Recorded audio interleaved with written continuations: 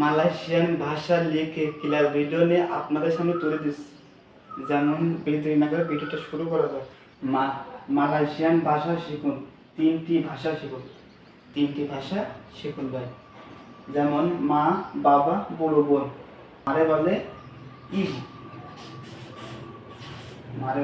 মারে বলে ইবু, ইবু মানে মা। বাবা, বাবারে বলে আয়া, বাবারে বলে আয়া।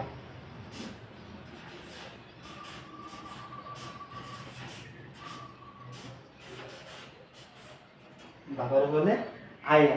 আর বড় বোনরে বলে কাকা। বড় বোনরে বলে কাকা। আর ছোট বোনরে বলে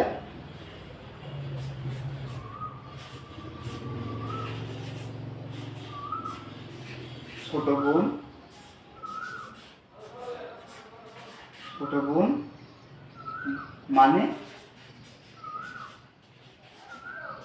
আডে,